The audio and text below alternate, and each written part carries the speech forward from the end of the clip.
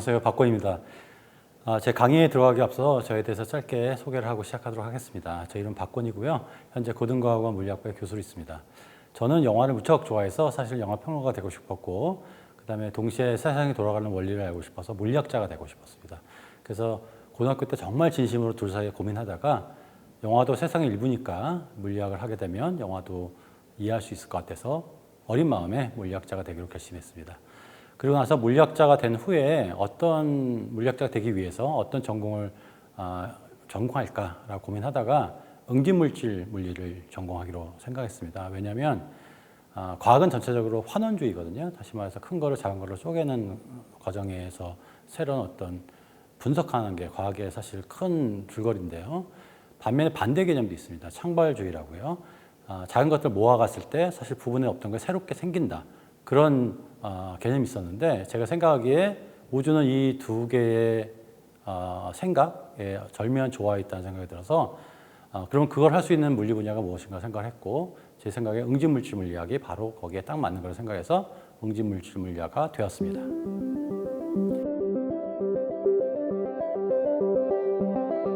양자역학 두 번째 강의, 4강에 대해서 이제 강의에 들어갈 텐데요. 일단 제목은 믿기는 양자, 파동 방정식, 슈레딩거 방정식입니다.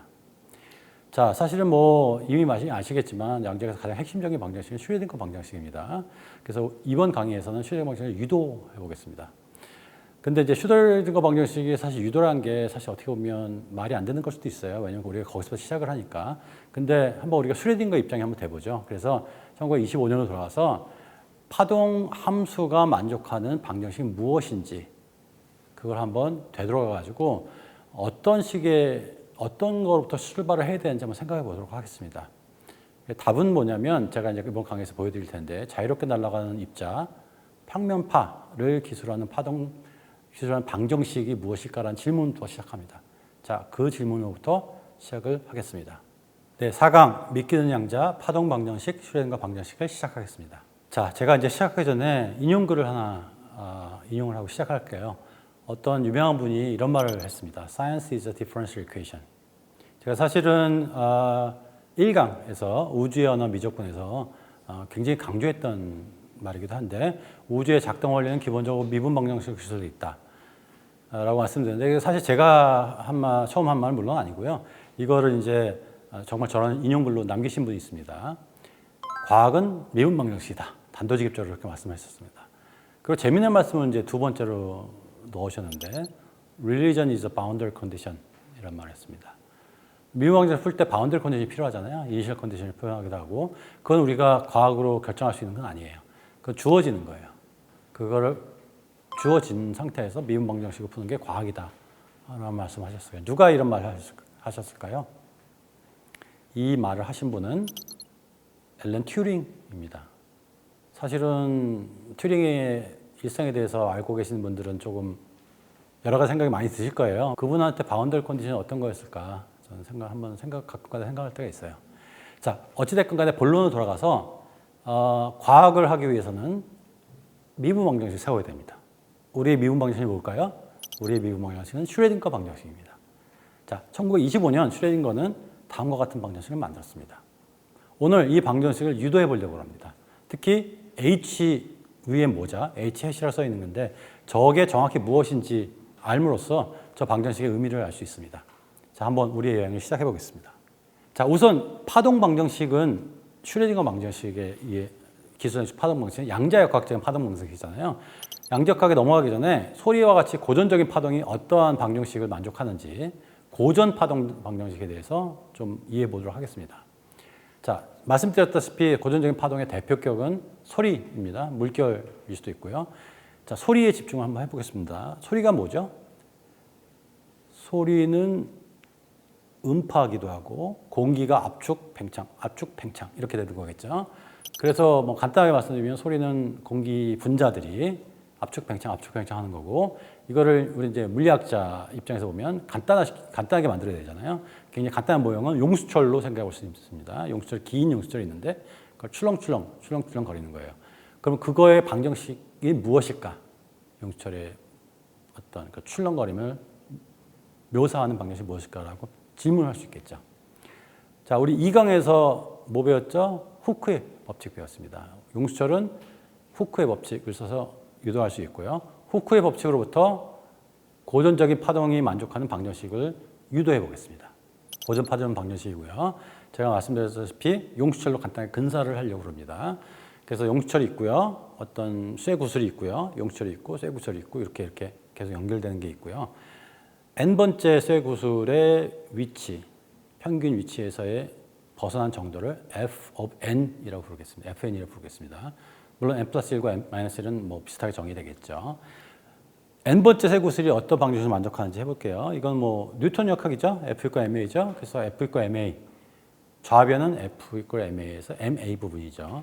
F가 뭘까요? F가 후크의 법칙이죠. 후크의 법칙에서 이제 두 가지 텀이 있습니다. 왜냐하면 n번째 쇠구슬은 n 플러스 1번째 쇠구슬하고 서로 연결돼 있죠. 그래서 n 마이너스 1번째 쇠구슬로 연결돼 있죠. 그걸 후크의 법칙 써서 쓰면 저렇게 됩니다. 저거는 fn이 작아지길 원합니다. 왜냐하면 흔들거리는 거를 좀 줄이기 원하겠죠. 자, 저것까지 쓴 거를 다시 한번 정리해 볼게요. 이건 정리해 본 겁니다. 저 방정식이 무엇일까라고 이제 질문을 갖게 되는데, 저 방정식 풀면 되는데 사실 저 방정식보다 약간 연속 방정식을 좀 만들고 싶어요. 왜냐하면 예를 들어서 쇠구슬과의 간격이 굉장히 줄어든다. 작게. 그래서 그 연속체가 된다. 공기가 연속체일 거 아니에요. 그런 극한에서 어떤 거가 얻어지는지 궁금합니다. 그거가 이제 우리 파동 방정식일 텐데. 그래서 fn을 f of x라고 할게요. 그 다음에 n 플러스 1을 f of x 플러스 델타 x, n 마이너스 1은 x 마이너스 델타 x라고 하고, 이거를 정리를 하면 자세한 과정은 여기서 들어가지 않고요. 저렇게 됩니다. 여기서 이제 속도, 출렁거리면 속도는 v라고 표현되는데 v는 기술적으로는 저렇게 표현됩니다.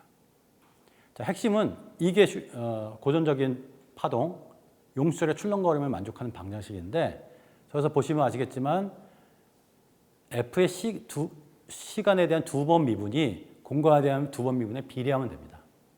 고전적인 파동 방정식은 다 저렇게 생겼습니다. 자, 근데 이게 양자역학적인 파동 방정식이 될 수가 없어요. 여러 이유가 있는데 그중 한 가지만 말씀드리면 아마 그런 말 들어보셨을 거예요. 파도가 칠 때 물 분자가 움직일까요? 안 움직일까요? 물 분자는 위아래로만 움직이거든요. 어떤 그 에너지 같은 건 전달되지만 물 분자는 전달이 되지 않아요. 소리도 마찬가지예요. 공기가 그 안에서만, 그 주변에서만 움직이지 멀리까지 퍼지지 않거든요. 전달되지 않아요. 근데 양자역학에서 입자는 실제로 이동해야 되거든요. 그렇죠? 실제 입자가 여기 A라는 지점에서 B지점으로 이동해야 되잖아요. 고전적인 파동 방정식은 그거를 기술할 수 없습니다, 사실은. 자, 고전적인 방정식이 시간에 대한 2차 미분이 공간에 대한 2차 미분에 비례한다는 걸 기억하시고, 아까 그 질문을 기억하시고 가겠습니다. 자, 슈레 방정식을 유도하겠습니다. 슈레 방정식을 유도하기 위해서는 가장 순수한 형태의 파동이 만족하는 방정식이 무엇인가라는 질문부터 시작했습니다. 자, 가장 순수한 형태의 파동이 뭐죠? 우리가 3강에서 계속 얘기했잖아요. 오일러의 공식 평면파였죠. 그게 뭐를 만족하는지 질문을 해보겠습니다. 가장 간단한 것부터 시작하는 거예요. 그게 만족하는 것이 무엇인지 질문하고 거기서부터 역추적을 해나간다고 생각하시면 됩니다. 자, 평면파 방정식이 뭐죠? 일단 평면파가 저거죠. 2의 IKX. K는 파수였고요. X는 위치죠, 당연히. 이게 양자식에 돌아가는 거였죠. 기억해 보세요. 자, 그러면 질문이 저게 어떤 방정식을 만족할까 묻는 거예요. 근데 우리가 뭐를 알았죠? 우리가 드브로이의 파동 입자 이중성을 알았죠. 운동량은 파수에 비례했어요. 자, 저 느낌을 하나 갖고 저 파동 함수에서 파수를 얻는 방법을 생각해 보죠. 자, 다시 한번 1강에서 제가 계속 강조한 게 저 지수함수잖아요, 기본적으로. 지수함수는 1차 미분이 자기 자신에 비례해요. 오케이. 그러면 저거를 x에 대해서 미분을 해보면 앞에 k가 나오겠네? 라고 생각할 수가 있죠. 그러면 푸사이라는 파동함수에서 k를 얻는 방법이에요. 오케이, 좋아요. 그러면 i하고 h바를 이쪽으로 옮겨가지고 잘 정리를 h바를 곱해주고 마이너스 r을 곱해주면 저렇게 됩니다. 아까 드볼의 파동 입자 이중성은 뭐랬죠? h바 k가 p라고 했죠. 오케이, 그러면 운동량 연산자를 정의해 볼게요. 운동량 연산자는 기본적으로 공간에 대한 미분이에요. 거기다가 마이너스 i 곱하기 h바 환원된 플랑크 상수를 곱한 겁니다. 그러면 밑에 방정식은 저렇게 됩니다. 운동량 연산자를 어떤 파동 함수에 곱했더니 h바 k가 나온다. 자, 그러면 저거를 만족하는 방정식은 평면파죠. 그러니까 우리가 사실은 논리적으로 평면파 파동함수부터 시작을 해가지고 방정식을 역추적했잖아요. 근데 거꾸로 생각해서 저 방정식이 먼저 주어진다 칠게요. 그럼 저 방정식의 해는 바로 평면파입니다. 그럼 저 방정식이 좀 더 근원적인 방정식이라고 저기서 출발하자라고 생각할 수 있는 겁니다. 자, 좋아요. 저희 평면파가 만족하는 방정식입니다. 근데 아직 시간은 없잖아요. 자, 평면파가 만족하는 동력학 방정식이 뭔가? 그러면 평면파가 시간에 대한 함수를 어떻게 될지 생각해 보시면 이렇게 됩니다. 파수 k하고 x가 곱해져 있는 자리에 주파수하고 시간이 곱해져 있으면 돼요. 그럼 저거는 진짜 시간에 따라 앞으로 이동하는 거거든요. 왜냐하면 x의 기본 위치가 시간에 따라 변한다고 볼 수 있거든요. 앞으로 밀리는 거죠, 파동이. 자, 똑같은 일을 해볼게요. 공간에 대해서 1차 미분하면 운동량이 나옵니다. 이거 바로 했던 거예요. 시간에 대해서 미분하면 어떤 게 나오죠? h바 오메가가 나옵니다. h바 오메가는 에너지였죠. 그거를 h 햇이라고 부를게요, 제가. 아까 공간에 대한 미분을 p 햇이라고 불렀잖아요. 시간에 대한 미분을 h 햇이라고 부를게요. 자, 근데 에너지하고 운동량의 관계식이 뭐죠? 그게 해밀토니안이에요. 2강에서 얘기했습니다. 다시 말하면 자유롭게 움직이는 입자의 경우에는 P제곱 나누기 2M입니다. P는 운동량이에요. MV라고 생각하시면 2분의 1 MV제곱이에요. 자, 이거를 모델을 다 씌웁니다. 양쪽에. H의 모자, P의 모자. 공간에 대한 미분, 시간에 대한 미분 바뀌죠. 그러면 저게 평면파가 만족하는 동력학 방정식입니다. 다시 한번 저 방정식으로부터 아까 동력학적인 평면파 방정식을 유도할 수가 있죠. 위에 있는 2의 ik x-오메가 t는 저 방정식의 해입니다. 자, 그럼 저게 평면파가 만족하는 동력학 방정식이구나 알 수 있겠죠. 우리 거의 벌써 슈레딩거 방정식이 왔습니다. 저거 벌써 슈레딩거 방정식하고 굉장히 유사한 형태예요, 벌써. 자, 근데 이거는 자유롭게 움직이는 입자거든요. 포텐셜 에너지가 없어요. 다시 말해서 힘이 없어요. 힘을 집어넣으려면 어떻게 됐죠? 2강에서 뭘 배웠냐면 1번적인 해밀토니안은 운동 에너지 더하기 포텐셜 에너지를 배웠어요. 그러면 쓰면 되겠네. U 자리에. 다시 어떻게 해야 되겠죠? 모자를 바꾸면 되겠죠? H의 모자 쓰고 P의 모자 쓰면 각각 공간에 대한 미분, 시간에 대한 미분 바뀝니다. 요거가 H 햇입니다. 벌써 저기서 이게 슈레딩거 방정식입니다, 사실은. 그러니까 입자 하나에 대해서 적어도 그리고 1차원에 대해서 거의 뭐 가장 일반적인 슈레딩거 방정식을 쓸 수 있고 포텐셜 에너지만 바꾸면 모든 걸 다 풀 수 있는 겁니다. 예를 들면 이제 학부 시간에 양자역학을 배우게 되면 U를 다양하게 바꿉니다. 예를 들면 포물선, 파라볼릭 포텐셜, 하모닉 오실레이터를 부르기도 하고 그런 걸 바꾸기도 하고 다른 걸 바꿉니다. 자, 근데 1차원이잖아요. 근데 일반적으로는 3차원이잖아요. 3차원이면 저렇게 됩니다. 왜냐하면 쉽게 생각하면 x에 대한 두 번 미분이 있는 것처럼 y에 대해도 있어야 되겠죠. z에 대해서도 있어야 되겠죠. 그 다음에 포텐셜 에너지는 x, y, z의 함수겠죠. 저게 일반적으로 슈레딩거 방정식이고요. 저걸 풀면 됩니다. 예를 들면 수소 원자 얘기했잖아요. 수소 원자의 에너지 레벨, 에너지 준위, 리드버그 공식을 유도하기 위해서는 수소 원자에 해당하는 포텐셜 에너지를 집어넣고 풀면 됩니다. 원칙적으로는. 자, 제가 노테이션 하나 제가 정의할게요. 저기 x에 대한 두 번 미분, y에 대한 두 번 미분, z에 두 번 미분 너무 길잖아요. 너무 쓰기 귀찮잖아요. 그래서 역삼각형의 제곱이라고 표현해 볼게요. 저 통째를. 저거를 뭐라고 부르냐고 하면 라플라시안이라고 부릅니다. 자, 이거 어디서 많이 들어봤던 거예요. 왜냐하면 제 1강에 뭐라고 했냐면 라플라스의 악마에 대해서 얘기했습니다. 라플라스 악마만 얘기한 게 아니라 라플라시안이라는 거를 만들어서 유명한 겁니다. 사실은. 수학자로서 유명한 이유는 저 공간에 대한 미분, 두 번 미분이 어떤 식으로 해석이 되는지를 다양하게 분석을 해놨습니다. 자, 일단은 그냥 정의라고 봐드릴게요. 여기서는. 그래서 역삼각형의 제곱은 공간에 대한 두 번 미분을 다 더한 거다. 자, 이게 일반적으로 슈레딩거 방정식이고요. 저걸 풀면 됩니다. 수소 원자도 나오고 다 나올 수 있습니다. 전 입자 하나인 거고요. 입자 여러 개면 당연히 입자 1, 입자 2, 입자 3 다 적고 다 더하면 되겠죠. 자, 그러면 저걸 풀면 되는데 시간이 좌변에 있고요. 시간의 두 번 미분이 공간에 대한 두 번 미분과 포텐셜 에너지가 우변에 있고요. 저걸 풀면 되는데 저 슈레딩거 방정식 중에 좀 특별한 경우가 있습니다. 시간 독립적 슈레딩거 방정식이라고 그러는데 일단 슈레딩거 방정식 저렇게 써 있잖아요. HS를 다 모아놨습니다. 근데 해밀토니안이 H 햇이 시간에 의존하지 않으면 시간과 공간을 분리할 수 있습니다. 그러니까 시간 부분은 지수함수를 올리고 공간 부분만 냅둘 수 있습니다. 이게 굉장히 중요한데요. 왜냐하면 이게 에너지 고유값이라고 하고요. 풋사이, 작은 소문자 풋사이를 에너지 고유 상태라고 합니다. 이게 왜 중요하냐면 시간에 따라서도 변하지 않는 파동함수이기 때문에 그래요. 안정적인 파동함수이기 때문에. 저걸 앞서 뭐라고 말해서 정상파라고 불렀습니다. 시간에 따라 일반적으로 파동함이 변할 수 있죠. 하지만 그러면서 변하지 않는 게 굉장히 중요합니다. 예를 들면 수소 원자에서는 시간에 따라 변하지 않는 상태를 찾는 게 굉장히 중요한 거죠. 그래서 보통 이렇게 많이 보실 겁니다. 이 H는 H 풋사이다. 이 풋사이는 H 풋사이다. 저게 이제 슈레딩거 방정식, 시간 독립적인 슈레딩거 방정식의 폼이고요. 그래서 해밀토니안을 파동함수에 작용하면 에너지 곱하기 파동함수가 나온다. 그 에너지는 굉장히 중요한 거예요. 앞선 강의에서 리드버그 공식에 나오는 그 수소 원자의 에너지 있잖아요. 그 에너지는 바로 저 에너지, E예요. 시간에 따라서 변하지 않는 에너지입니다. 그래서 수소 원자에서 슈레딩거 방정식 써볼게요. 일단 저걸 풀고 싶다고 했잖아요. 왜냐하면 저게 안정적인 에너지이기 때문에 E 풋사이는 H 풋사이다. 근데 H가 뭐냐면 저겁니다. 일단 쓴 거 보면 굉장히 간단히 써져 있어요. 그렇죠? 왜냐하면 역삼각형 썼기 때문에 굉장히 복잡하지만 짧게 딱 써놨죠. 그 다음에 포텐셜 에너지는 저게 쿨롱 에너지거든요. 그래서 1 나누기 R로 써지는 쿨롱 에너지. 저걸 풀면 됩니다. 되게 쉽게 생겼잖아요. 근데 사실은 안 쉽죠. 왜냐하면 역삼각형의 제곱, 라플라시안에 온갖 안 좋은 것들 다 모아놨거든요. 왜냐하면 일단 그 포텐셜 에너지는 거리에만 관계되잖아요. 전자하고 원자 핵 사이에. 근데 아까 라플라시안은 X의 미분, Y의 미분, Z의 미분을 냈는데 그게 두 개가 좌표계가 맞지 않아요.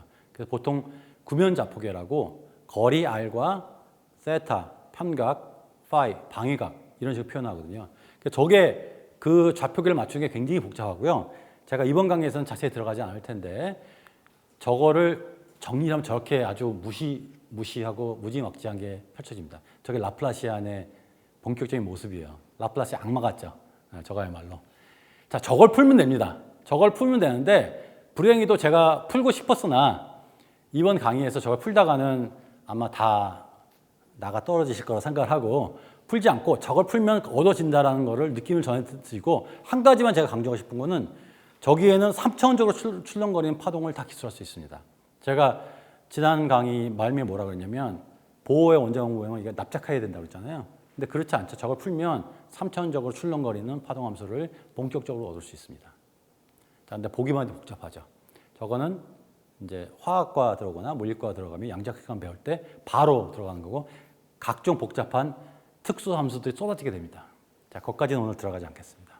사실 재미가 없거든요. 오늘은 더 재밌는 거에 대해서 말씀드리겠습니다. 제가 말씀드리고 싶은 거는 훨씬 더 재밌는 건데요. 재밌긴 하지만 사실 많이 가르치지 않는 내용이에요. 3강 말미에 제가 뭐라고 말씀드렸냐면 슈레딩거 방정식에는 우주의 비밀이 숨겨 있다고 했어요. 아주 묘한 우주의 비밀이 숨겨져 있어요. 근데 보통 보면 보지 않아요. 뭐라고 했죠? 중요한 거는 눈에 보이지 않아요. 자세히 봐야 됩니다. 근데 자세히 보면 너무나 큰 비밀이 눈앞에 숨겨져 있었어요, 사실은. 다시 말씀드리면 슈레딩거 방정식은 모종의 불확실성이 있습니다. 잠깐만, 질문 있죠. 아까 잘 썼잖아. 슈레딩거 방정식 썼잖아. 그렇잖아요. 근데 뭔 불확실성이야 물어볼 수 있잖아요. 근데 사실은 슈레딩거 방정식에는 딱 쓰기에는 불확실성이 있어서 하나로 쓸 수가 없습니다. 자, 어떤 말인지 한번 들어가 볼게요. 게이지 변환이라는 말씀인데 제가 슈레딩거 방정식 이렇게 썼잖아요. 다시 한번 좌변 시간에 대한 미분이고 우변 p 햇 안에는 공간에 대한 두 번 미분이 들어있습니다. 저거 쓰면 풀면 되잖아요. 근데 저거 이제 공간에 대한 미분을 바뀝니다. 근데 풋사이 프라임이라고 그러고 풋사이에다가 2의 i 세타를 곱한 거라고 한번 정리해 볼게요. 자, 왜 이 짓을 하냐? 이걸 게이지 변환이라고 합니다. 왜 이 짓을 하냐? 이거는 뭐냐면 복소평면에서 보면 원래 있던 풋사이가 어떤 점일 텐데 그거를 세타만큼 돌리는 겁니다. 양자 시계 기억하세요? 양자 시계 보면 시계 방향을 돌리는 거예요. 근데 제가 뭐라고 말씀드렸냐면 시계 길이만 중요하다고 그랬잖아요. 그게 확률을 주니까. 방향을 돌린 거는 아무런 차이를 주면 안 돼요. 왜냐하면 풋사이를 제곱하나 풋사이 프라임을 제곱하나 절대값을 제곱하나 아무런 차이가 없습니다. 물리가 차이가 있으면 안 돼요. 근데 한번 저걸 넣어볼게요. 저 방정식에다가 넣어서 풋사이 프라임이 만족하는 방정식이 뭘까를 그러니까 유도를 해보면 자세한 유도 과정을 건너뛰고 빨간색 박스, 파란색 박스에 해당하는 이상한 게 생깁니다. 자, 딱 봐도 다르게 생겼잖아요. 위에 있는 방정식과 밑에 있는 방정식하고 다르잖아요. 저기 두 개가. 자, 그럼 위에 걸로 시작해야 돼요? 밑에 걸로 시작해야 돼요? 다시 한번 기억해 주세요. 이 각도는 아무렇게나 돌려도 됩니다. 게다가 각도가 공간의 조성이 있어도 돼요. 시간 공간. 아무런 함수나 집어넣으면 됩니다. 그러니까 저 빨간 박스, 파란 박스가 아무거나 나옵니다. 자, 그러면 슈레딩거 방정식 자체가 뭘로 시작해야 되는 거죠? 물어볼 수 있죠. 뭘로 시작해야 될까요? 이게 제가 말씀드린 불확실성입니다. 슈레딩거 방정식 풀면 된다고 했는데 뭘 써야지 풀 거 아니에요. 그렇죠? 쓰는 것 자체가 지금 모호해졌어요.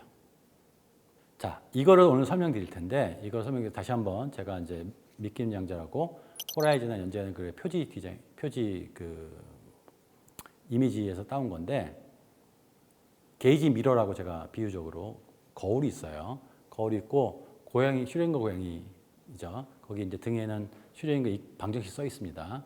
그래서 슈레딩거 고양이는 뭐 거기에 따라 그게 지배하는 우주에 살고 있어요.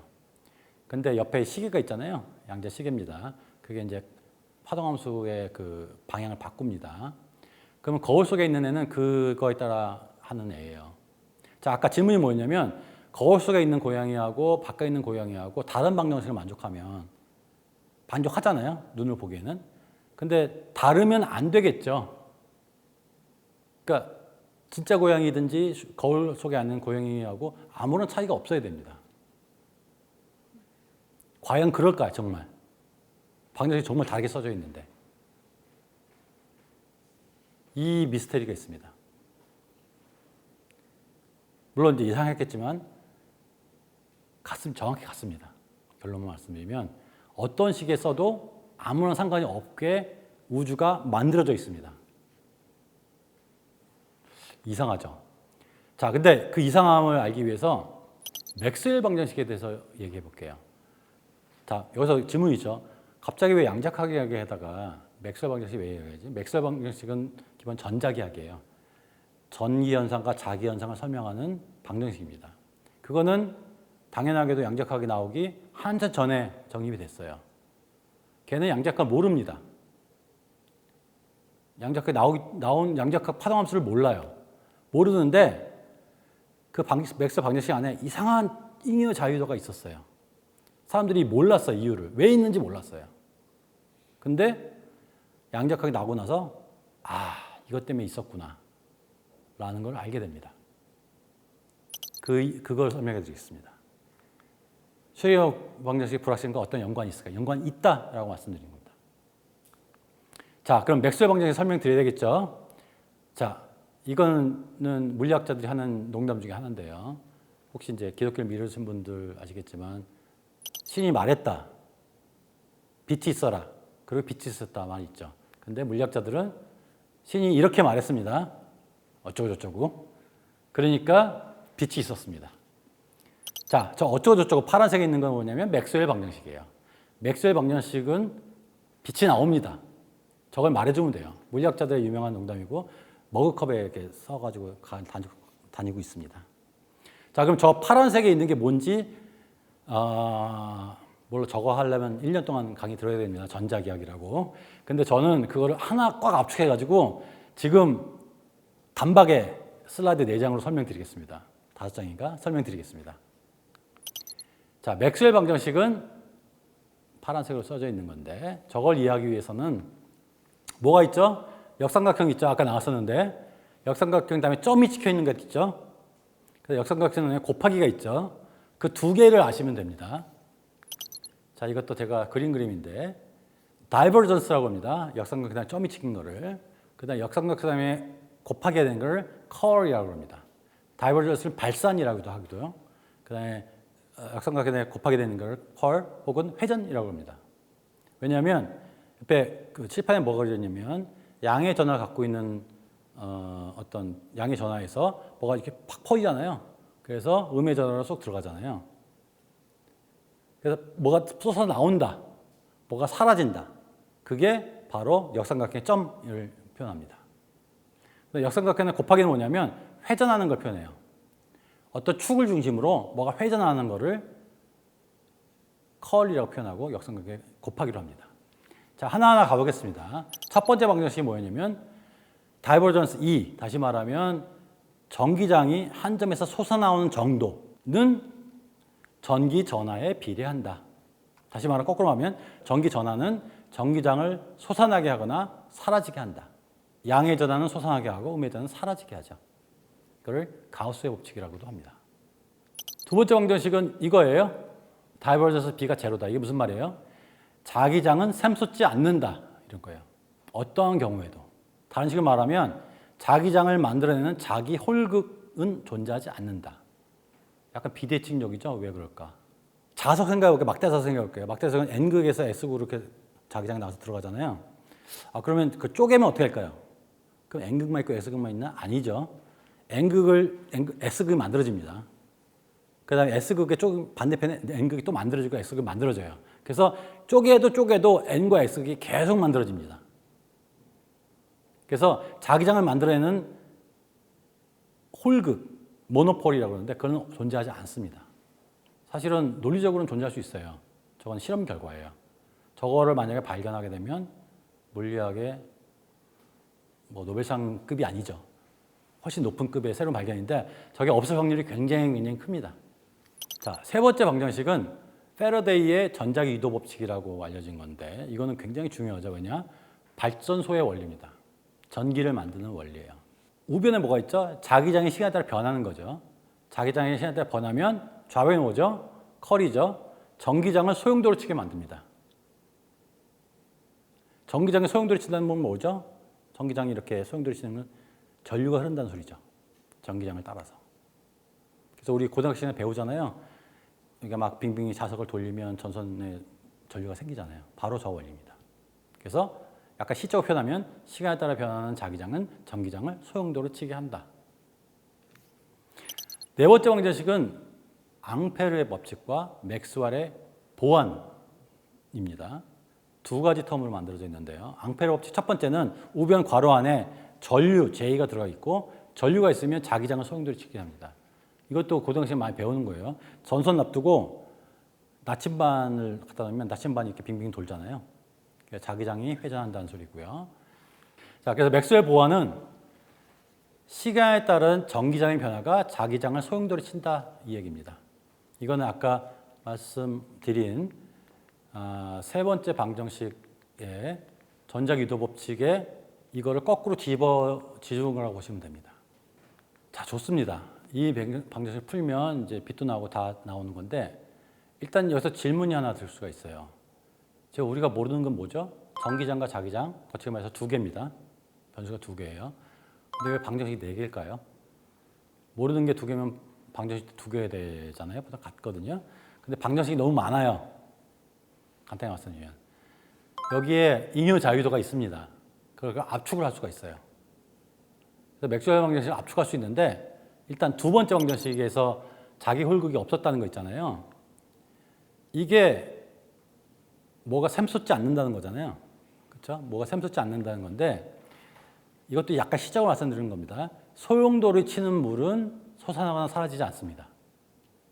약간 그냥 비유적으로 생각해 보세요. 소용돌이 치는 물은 생기거나 사라지지 않아요. 이게 뭐를 의미하냐면 자기장이 어떤 거에 회전으로 표현된다는 거예요. 같은 말입니다. 오케이. 그 다음에 패러다이의 전자기 유도 법칙이 있었죠. 시간에 따른 자기장의 변화는 전기장을 소용돌이 치게 한다라는 말이 있었잖아요. 근데 이거를 앞선 그 자기장이 어떤 거에 회전이라는 걸 쓰고 이걸 한쪽으로 모으면 저렇게 됩니다. 자, 여기서 또 뭐가 있냐면 비타 흘러내려가는 물은 소용돌이 치지 않아요. 흘러내려갈 뿐이지 그 소용돌이 막 치면서 내려가지 않아요. 그냥 흘러내려갈 뿐이에요. 이게 수학적으로 보면 뭐냐면 저 괄호 안에 있는 양이 어떤 거에 미분이다, 그레디언트다. 비타로 흘러내려가는 거다 라는 거 갖게 됩니다. 그걸 다시 정리하면 저렇게 되고요. 그래서 여 위에 있는 A를 벡터 포텐셜이라고 부르고 파이를 스칼라 포텐셜이라고 부릅니다. 자, 제가 왜 이 일을 했냐면 맥스웰 방정식이 4개였고 모르는 거 2개인데 마음 많다고 그랬잖아요. 근데 맥스웰 방정식이 2개를 없애버릴 수가 있어요. 그냥 바로 푼 거예요. 그냥 이렇게 새로 벡터 포텐셜과 스칼라 포텐셜을 정의하면 2개를 그냥 날려버릴 수 있습니다.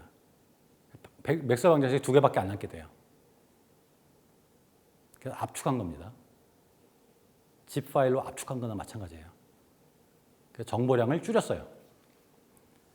자, 좋아요. 아주 좋아요. 근데 그래서 아까 스칼라 포텐셜과 벡터 포텐셜을 아까 안 풀었던 2개의 맥스웰 방정식에 집어넣고 정리를 하면 이런 게 얻어집니다.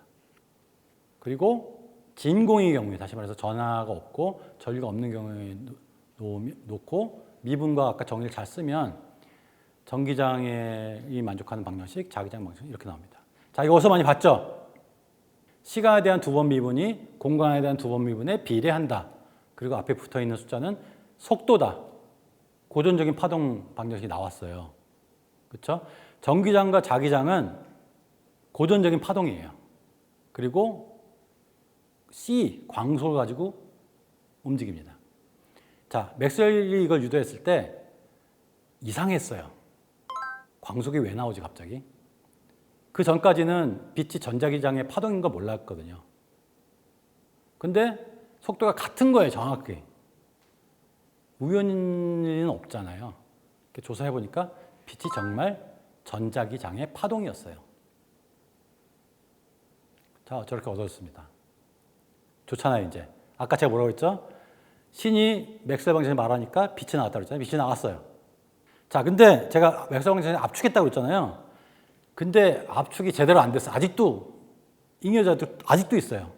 이걸 게이지 대칭성이라고 합니다. 아까 자기장이 어떤 거에 회전이라고 했잖아요. 벡터 포텐셜 회전이라고 했잖아요. 근데 그 다음에 전기장은 스칼라 포텐셜의 그레디언트, 기울기하고 벡터 포텐셜 시간 미분이라고 그랬는데 일단 첫 번째 벡터 포텐셜을 새롭게 정의를 해요. 바꿔요. A'이라고 A에다가 아무거나 함수, 아무 함수 F를 하고 F의 기울기를 더한 거를 새롭게 정의합니다. 근데 이렇게 하면 자기장이 변하지 않아요. 왜냐하면 아까 뭐라 했죠?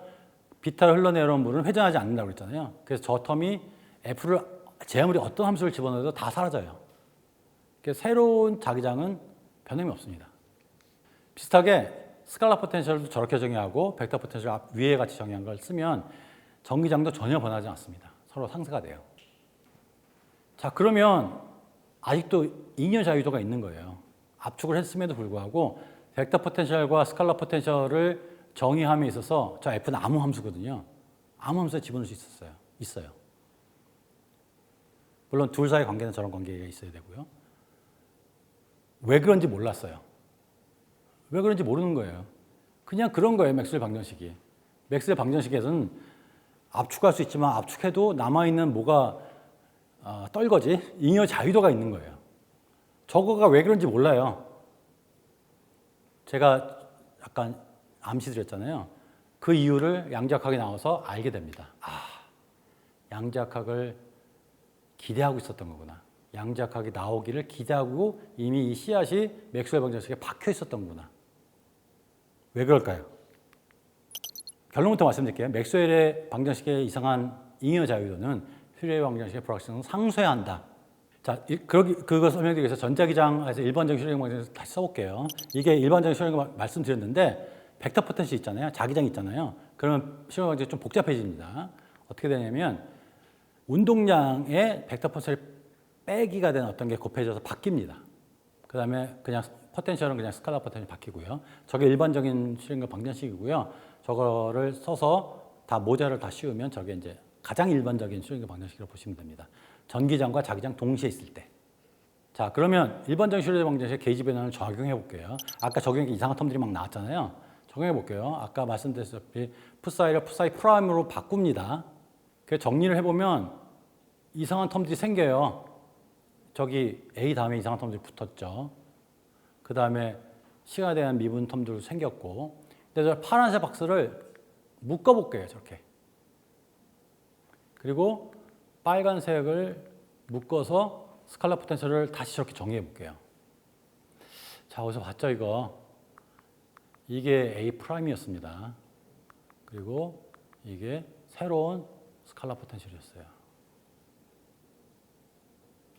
그러면 이걸 통해서 새로운 슐레저 방정식 이렇게 적을 수 있죠. 자, 근데 뭐라고 말씀드렸죠? A 프라임과 phi 프라임을 해도 자기장과 정기장 바뀌지 않거든요. 그래서 실질적인 물리적인 현상은 전혀 변하지 않습니다. 그냥 스칼라 포텐셜과 벡터 포텐셜이 다시 재정의된 것 뿐이에요. 다시 한번 강조드리면 맥스웰 방정식에 있었던 이상한 자유도가 슐레저 방정식에서 꼭 필요했던 거예요. 서로 상쇄시켜버려요. 이게 이상하죠. 다시 한번 전자기학은 양자역학이 나오기 훨씬 전이고 파동원에서도 몰라요. 슐레저 방정식은 몰라요. 하지만 이상한 걸 갖고 있었어요. 슐레저 방정식이 나오니까 알게 된 거예요. 아, 그게 그것 때문에 있었구나. 자, 제가 이거를 보고 제가 영화를 좋아하잖아요. 영화의 어떤 장면이 저한테 깊이 인상을 줬는데 다시 한번 크리스토퍼 놀란 감독의 인터스텔라입니다. 이 영화에서 여러 장면을 저한테 큰 인상을 줬는데 이상하게 저는 이 장면에 꽂혔어요. 근데 유튜브에 찾아보시면 저 말고도 이 장면에 꽂힌 사람이 되게 많아요. 유튜브에 인터스텔라 도킹 씬 쳐보세요. 쏟아집니다. 자, 어떤 장면이냐면 만 박사라는 사람이 있어요. 만 박사가 거짓으로 자기 행성이 살기 좋다고 거짓말을 보내가지고 주인공 쿠퍼하고 브랜드 박사를 오게 만들어요. 오게 만들 사실 그 별이 살 수 없는 데였어요. 근데 자기가 살기 위해서 유인해 놓고선 쿠퍼를 이제 막 공경에 차게 만들어 놓고 혼자 도망간 거예요. 우주를 타고. 그래서 그 별 주변을, 그 행성 주변을 인듀런스라고 우주정거장을 돌고 있는데 자기 혼자 거기 가서 도킹한다. 자기 혼자 살려고. 근데 쿠퍼하고 브랜드 박사가 그걸 알고 이제 쫓아가죠. 쫓아가고 만 박사가 도망가는데 만 박사가 먼저 인듀런스에 도착을 해요. 도착해가지고 도킹해가지고 이제 문을 열려고 하는데 도킹이 제대로 안 됩니다. 그 암호가 안 맞아가지고요. 근데 문을 열려다가 폭발이 일어나요. 뻥 터지면서 이제 만 박사는 죽고 하여튼 저기 인듀런스가 빙빙 돌고 있는 거예요. 충격 때문에 빙빙 돌고 있어요. 근데 옆에 이제 쿠퍼하고 브랜드 박사가 왔거든요. 와가지고 이제 저 인듀런스에 가야 되는데 이미 거의 이제 갈 수 없는 상황이거든요. 근데 쿠퍼가 뭐라고 그러냐면 저 회전 속도를 계산하라. 그래서 회전 속도와 같은 속도로 그걸 돌려가지고 딱 맞춘 다음에 도킹하고 저거를 구해자 말을 해요. 근데 너무 빠르게 돌거든요. 그래서 거기 이제 로보트, 케이스라는 로보트, 타스하고 케이스가 있습니다. 타스라는 로보트가 It's not possible 그럽니다. 불가능하다. 근데 쿠퍼가 뭐랬는지 아세요? 쿠퍼가 No, it's necessary라고 합니다. 불가능한 게 아니라 필요한 거라고 합니다. 뭐죠? 중요한 건 꺾이지 않는 마음이에요. 되게 하는 겁니다. 왜 제가 이 말씀을 드리냐면 맥스웰 방정식에 이상한 인형의 자유도가 있잖아요. 그게 양자역학을 미리 예견하고 있었다고 했잖아요. 보통 그걸 들으면 불가능하다고 생각하죠. It's not possible. 말이 돼? 근데 그건 꼭 필요한 거였어요. 양자역학이 나오기 위해서는 정말 필요한 거였어요. 저는 거기서 상당히 감동을 많이 받았습니다.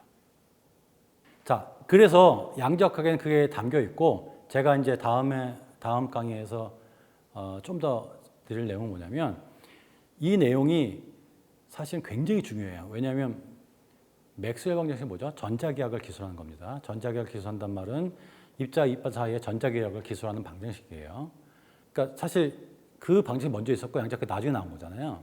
근데 우주에는 4가지 힘이 있습니다. 전자기력이 있고요. 중력이 있고요. 강력, 양력이 있습니다. 중력은 당연히 아실 거고요. 강력은 원자 핵을 붙잡아주는 힘이에요. 양력은 방사성 붕괴를 야기하는 힘입니다. 중력은 잠깐 나중에 얘기할게요. 양력과 강력은 양자각 나중에 발견됩니다. 그게 고전적으로 알려진 힘이 아니고요. 나중에 발견되는데 그 힘을 기술하는 방정식이 무엇일까요? 그걸 만들어야 됐습니다. 근데 게이지 대칭성의 원리를 씁니다. 거꾸로예요. 양자각이 있으니까 이제 힘의 원리를 기술하는 원리를 줄 것이다.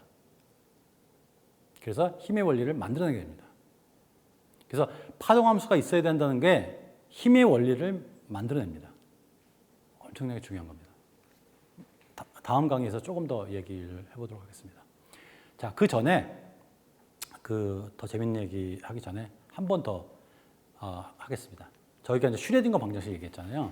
이거는 고전역학을 양자역학으로 바꾼 겁니다. 근데 사실은 1925년 정도면 벌써 뭐죠?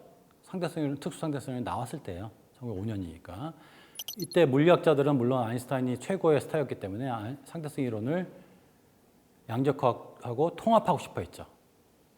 근데 통합하기가 생각보다 쉽지 않았어요. 그래서 슈레딩거 방정식을 쓸 때는 그냥 고전적인 상대성 이론이 아닌 단계에서만 합쳐가지고 아까 슈레딩거를 만들었어요. 근데 제가 지금 그걸 합치려고 합니다. 근데 제가 뭐가 숨겨져 있다고 했잖아요.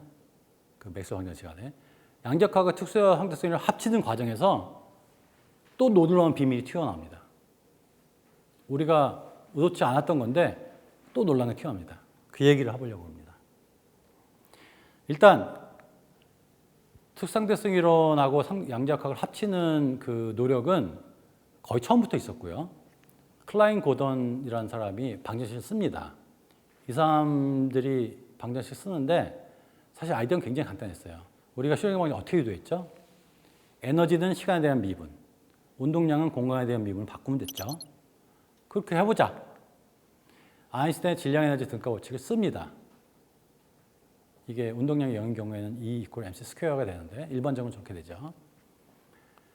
자, 그러면 에너지를 해밀토니언을 바꾸고 운동량 연산자로 바꾸고 그거를 미분으로 바꾸면 이렇게 되겠죠. 이걸 만족하는 어떤 함수. 이게 상대론적인 파동 방정식이다라고 생각을 했죠. 좋습니다. 뭐 별 문제 없어 보여요. 저거 풀면 되겠지. 근데 사실 여기에 굉장히 큰 문제가 있습니다. 문제를 점을 알기 위해서 제가 연속 방정식이라는 걸 한번 얘기해 볼게요. 일단 이 얘기를 듣고 왜 문제가 있는지 설명드리겠습니다. 연속 방정식이 뭐냐면 물을 생각해 볼게요. 물은 제가 이제 파이프를 제가 스케치한 건데 파이프에 흘러간다고 칠게요. 그러면 위에 이제 구멍이 뚫려 있다고 칠게요. 여기서는 중간에 파이프에서는 물이 밖으로 나오는 거예요. 이렇게. 그러면 물 밑에 파이프에 흘러가는 물의 수가 줄겠죠. 그 다음에 위에서는 빗물 떠서 물이 양이 더 많아져요. 그럼 물의 흐름이 더 많아지겠죠. 되게 자연스럽죠. 당연하죠. 왜냐하면 물이 보존되기 때문이죠. 그리고 연속적이기 때문이죠.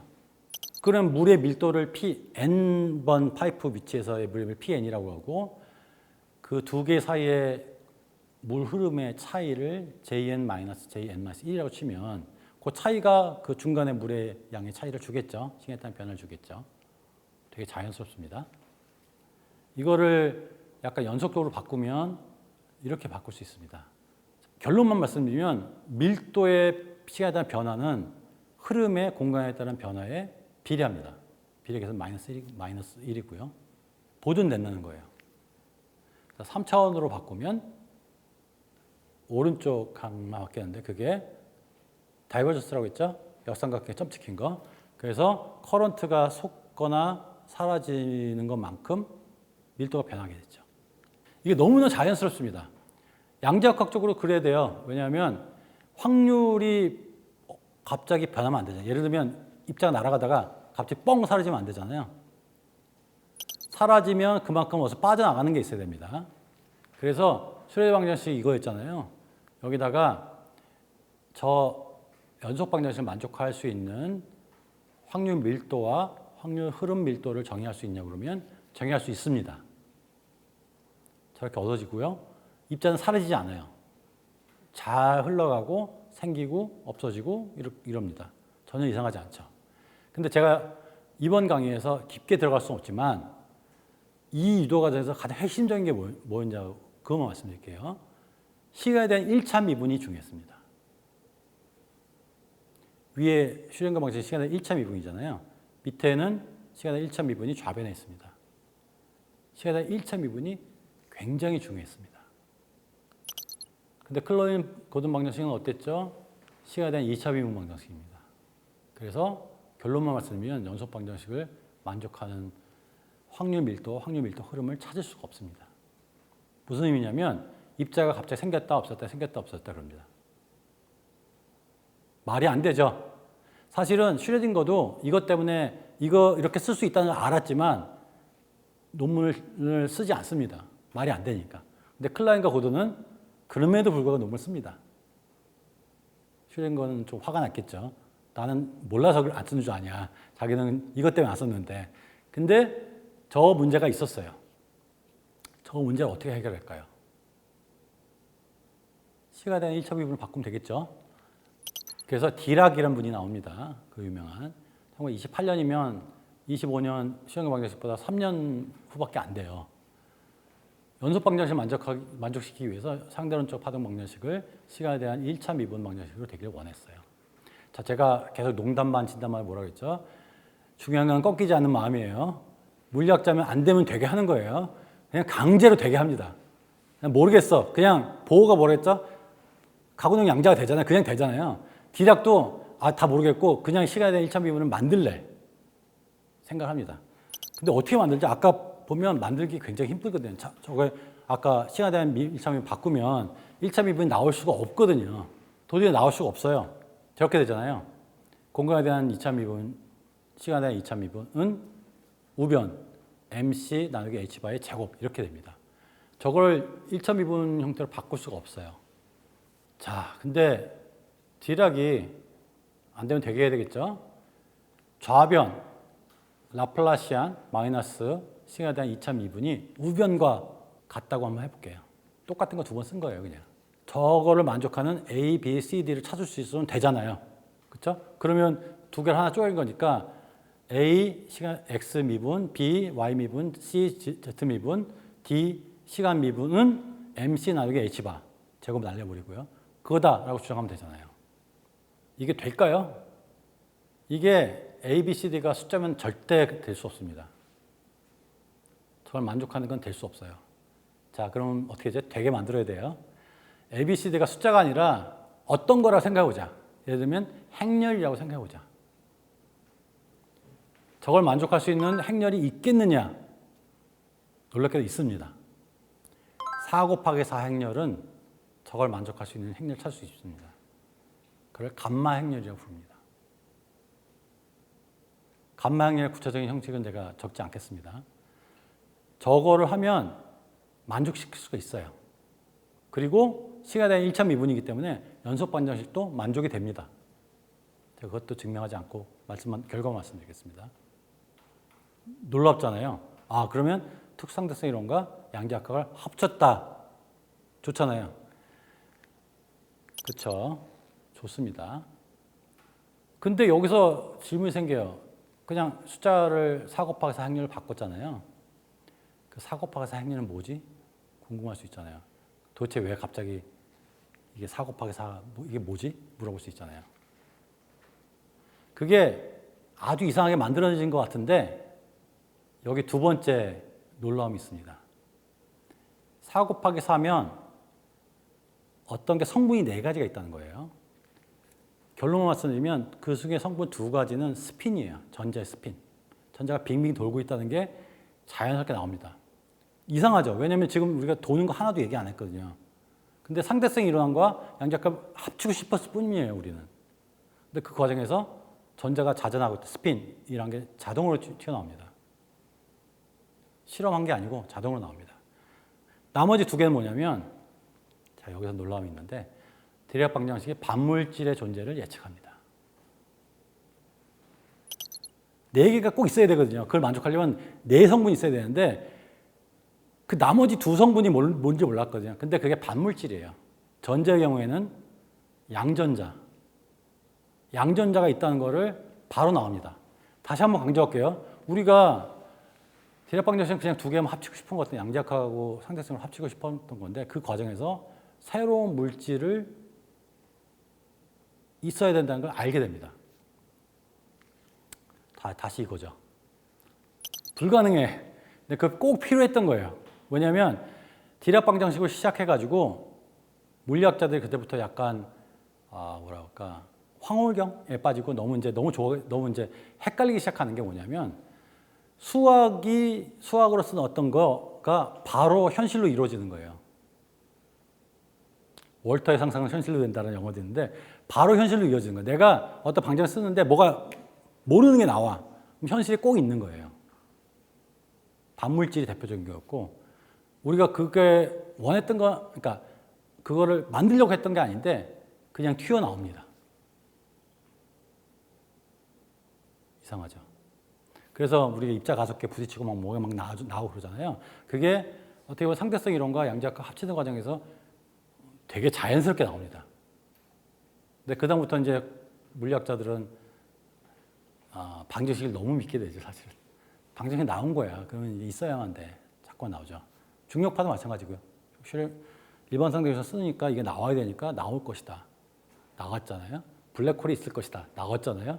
그러니까 그런 놀라움 때문에 물리학에 한번 이게 들어가게 되면 빠져나가기 힘들죠. 근데 여기서 질문해 볼 필요 있어요. 과연 그게 언제까지 갈 것인가? 모르죠, 사실은. 그게 꼭 necessary 한지는 모릅니다. 자, 게이지 대시성학 때문에 맥스웰 방정식과 양자역학이 두 개가 딱 잃어버린 어떤 형제처럼 딱 서로 이렇게 기대를 하고 있었던 거고, 디락 방정식에서는 상대성 이론과 양자역 합치면서 반물질 같은 게 나오고 새로운 발견이 일어났다는 것을 말씀드리겠습니다. 자, 정리를 좀 해보겠습니다. 제가 사실 수식을 좀 쓰기도 했고 그러는데 일단 슈레딩거 방정식이 어떻게 제가 유도했는지 한번 생각을 해볼게요. 슈레딩거 방정식은 평면파가 만족하는 방정식은 무엇인가 질문에서 시작했습니다. 그렇죠? 오일러 공식이었어요. e to the i kx였어요. 그걸 방정식 어떤 방정식 만족시켜야 되는지를 거꾸로 역추적을 해나가는 겁니다. 그렇죠? 역추적을 해나가면서 슈레딩거 방정식을 얻을 수 있었죠. 그다음 슈레딩거 방정식은 어떻게 얻었냐면 우리가 고전 측정 해밀토니에 있었잖아요. 해밀토니에서 운동량이 나오잖아요. 운동량을 공간에 대한 미분을 바꿨습니다. 그다음 에너지가 나오잖아요. 이게 이제 해밀토니아인데 고전 역학적으로도 그 시간의 미분을 바꿨습니다. 그 과정에서 얻어졌죠. 그다음에 이게 또 하나의 펀치 라인이었는데 슈레딩거 방정식에 이상한 불확실성이 있었습니다. 왜냐하면 게이지를 그러니까 위상, 각도, 파동함수의 각도를 바꾸는 거가 아무런 역할을 하지 않았어야 되는 건데 그게 파동함수의 슈레딩거 방정식 모양을 바꾸잖아요. 근데 그 모양을 바꾸는 게 사실은 아무런 차이를 내지 않는다. 그러려면 그게 맥스웰 방정식의 이상한 이기적 자유도와 서로 상쇄가 되어야만 됐었거든요. 이거를 게이지 대성이라고 합니다. 참고로 게이지 대성이라는 말 자체도 그냥 맥스웰 방정식에서 그냥 붙여진 이름이에요. 나중에 알고 보니까 파동함수의 이런 위상의 변화, 각도의 변화. 그래서 이걸 아예 게이지 대성이라고 부릅니다. 그냥 같은 내용이기 때문에 그게 아예 이름이 돼버렸어요. 파동함수의 각도를 마음대로 바꿀 수 있다. 그리고 다시 한번 강조하지만 저 원리는 힘을 기술한 원리입니다. 다음 강연에서 더 좀 언급할 기회가 있지만 모든 힘들은 게이지 대칭성의 원리에 의해서 그 형식이 써집니다. 그 형식이 써진 거기 때문에 어떻게 보면 파동함수의 존재가 힘의 원리를 준다고 볼 수 있어요. 자, 우리가 존재하려면 힘이 있어야 되잖아요. 전자하고 원자핵이 서로 끌어당겨서 완전 핵을 만들잖아요. 어떻게 생각하면 양자역학이 그냥 원자만 설명하는 것 같잖아요. 그렇죠? 근데 그게 아닌 거예요. 양자역학은 원자만 설명하는 게 아니라 원자가 애초에 있으려면 존재하는 힘까지도 설명합니다. 그거 참 이상하죠. 양자역 한번 생각하면 생각할수록 뭐가 먼저고 뭐가 나중인지 모를 만큼 묘합니다. 자, 한 번에 더 놀라움이 있었어요. 디락 방정식이 뭐였냐면 그냥 양자역학하고 특수상대성을 합치고 싶었어요. 구체적으로 보면 아인슈타인 질량에 대한 증가 법칙과 연속 방정식, 다시 말해서 시간의 1차 방정식을 바꾸고 싶었어요. 그거를 동시에 만족시키는 조건을 통해서 얻어집니다. 그리고 그 결과 반물질의 존재가 예측이 됩니다. 우리가 그걸 의도했던 게 아닌데 저절로 나옵니다. 이것도 생각해보면 놀랍죠. 사실은 다음 건 강의에도 좀 언급 드릴 텐데 이게 끝이 아니에요. 힉스 메커니즘이라고 들어보셨을 거예요. 힉스 메커니즘에서 힉스 보존이라는 게 뭐냐면 신의 입자라고 불리거든요. 그게 모든 입자에 질량을 부여합니다. 근데 그 질량을 부여하는 그 원리도 양자역학이 줍니다. 자, 모든 걸 통합하면 양자역학이 힘도 주죠. 질량도 줍니다. 다 주는 거죠. 그리고 그걸 묶어서 원자를 만드는 원리도 줍니다. 이쯤 되면 양자역학은 거의 존재론이죠. 우리가 왜 존재해야 되는지 말해주는 근본 원리가 됩니다.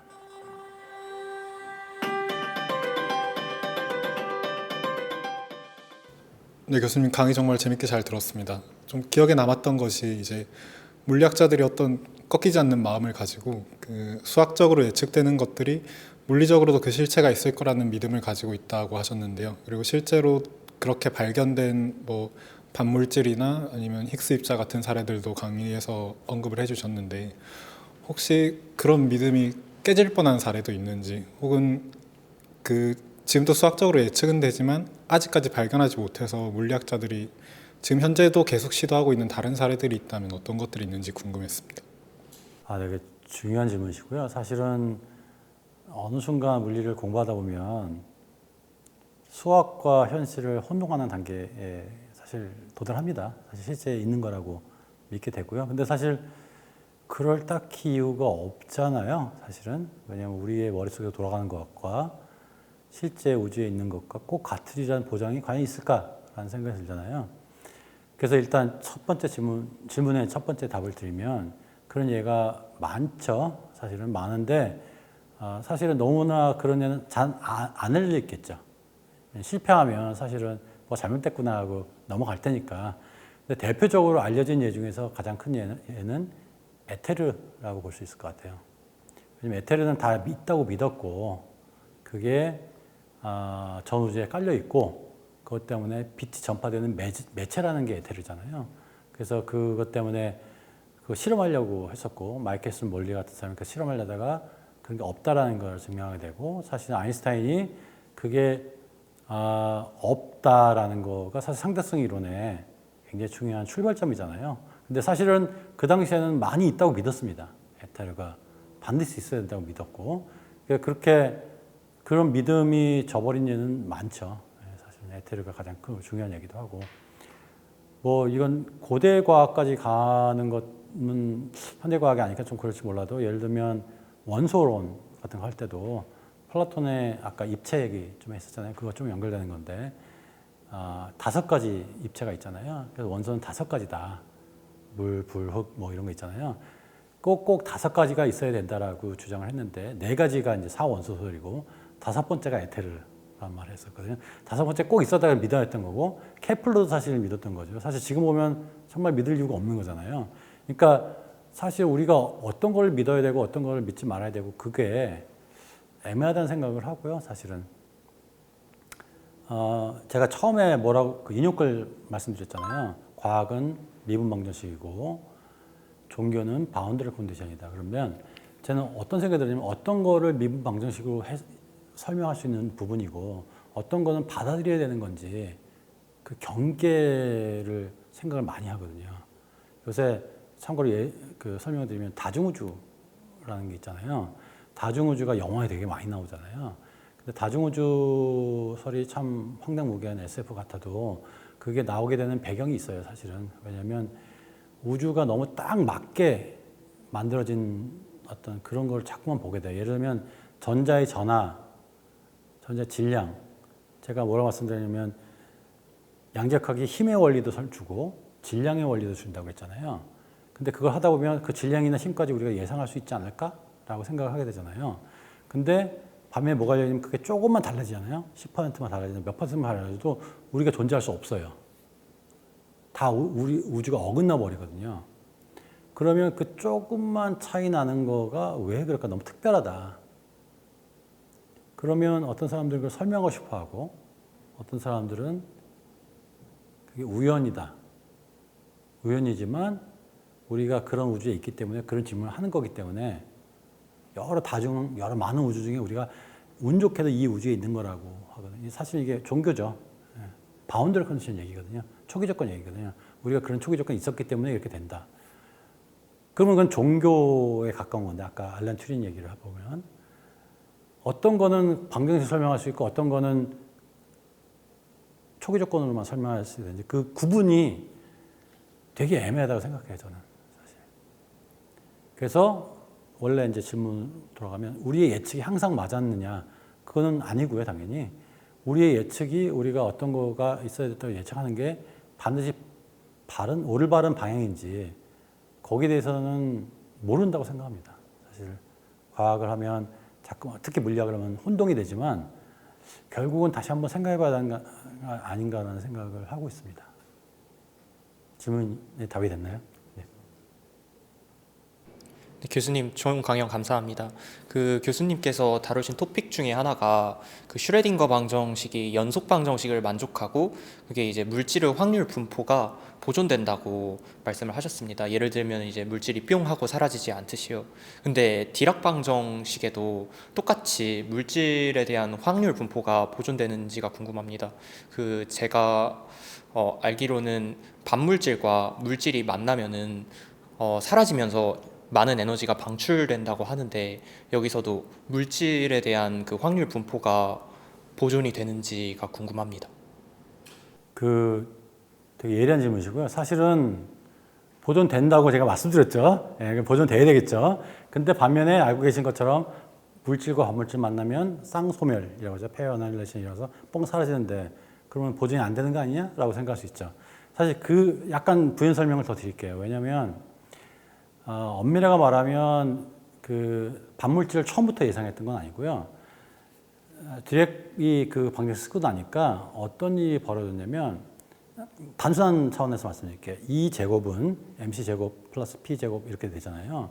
근데 이 제곱을 벗겨내려면 스퀘어 루트 취하고 플러스 마이너스가 있잖아요. 마이너스가 있잖아요. 자, 그럼 양의 에너지가 있고 음의 에너지가 있잖아요. 그렇죠? 여기서 좀 이상하잖아요. 음의 에너지가 어떻게 되죠? 마이너스 무한대로 간단 말이에요. 걔네들은 어떻게 되는 걸까요? 이걸 디렉 바다라고 부르거든요. 걔가 무한히 다 차 있다라고 생각을 해야 되거든요. 진공이 사실 진공이 아니고 음의 에너지로 발산하는 어떤 밴드를 꽉 차고 있다는 거예요. 이미 바다가 있다는 거예요. 디렉 바다가 있다는 거예요. 그게 좀 이상할 수 있죠. 그렇죠? 진공은 아무것도 없는 거 아니야? 아무것도 없는 게 아니라 이미 무한대로 꽉 채우고 있는 상황이고 반물질은 그 밑에 꽉 채우고 있는 것을 하나 빠져가지고 위로 올라가는 거거든요. 그게 전자가 되는 거고 빈 곳, 홀, 전공이라고 그러는데 그게 반물질이 되는 거예요. 그래서 쌍소멸이라는 거면 이게 다 떨어지는 거예요. 그렇게 보면. 그냥 밑으로 떨어지는 거면. 이 에너지 차이만큼 에너지가 나오겠죠. 마치 수소 원자에서 떨어지면서 에너지 나오지. 그 에너지가 바로 말씀하신 에너지예요. 자, 이런 관점에서 보면 입자계에서 보존되죠. 위에 있던 게 밑으로 떨어지는 것 뿐이에요. 근데 지금 말씀하신 관점은 이걸 하나 입자라고 이거 하나 입자라고 보니까 두 개가 사라지는 것처럼 보이죠. 사실 같은 거예요. 사실은. 다르게 보이지만 같은 거예요. 그렇죠? 그래서 제가 말씀드렸던 확률 밀도가 보존되고 연속관이 만족한다는 거는 이 채우고 있는 것까지 포함한 그런 관점에서 말씀드린 거고요. 자, 그래서 이제 문제가 없는 거고. 근데 그럼 이제 여기서 이제 또 하나의 예리한 질문을 하려면 할 수 있는 게 뭐냐면 클라이먼 고든 방정식은 연속 방정식에 만족하지 않는데 왜 지금까지 알려져 있나요? 그건 뭐에 쓸모가 있기 때문에 알려져 있나요? 물어볼 수 있죠. 아무짝에 쓸모 없는 거잖아요. 연속 방정식 만족하지 않으면. 근데 그것도 쓸모가 있습니다, 사실은. 그리고 실제로는 디렉 방정식 다음에 나오는 게 양자 장론이라고 나오게 되고 입자 개수가 보존이 어차피 안 돼요. 왜냐하면 베큐엄, 진공에서 생겼다 없었다 생겼다 없었다 그러거든 입자가. 그러니까 입자가 어차피 생길 수 있는 거예요. 그러니까 우리가 처음에는 그게 싫다고 생각했잖아요. 입자가 갑자기 어떻게 뻥 사라져. 갑자기 뻥 생겨. 그게 말이 안 된다고 생각했는데 나중에 돌려놓고 보니까 그럴 수 있는 거예요. 진공에서 갑자기 생기기도 하고 없어지기도 하고 그러거든요. 그래서 클라인 고던 방정식이 만족하는 입자가 있습니다. 그러니까 스핀 제로 입자들이 그걸 만족하는데, 그 다음에 디락 방정식은 스핀 2분의 1 전자 같은 것들이 만족하는 반물질과 함께. 그러니까 다른 입자는 다른 방정식을 만족하는 거라고 알게 되고, 이렇게 더 나가서 양자 장론이라는 걸로 가게 됩니다.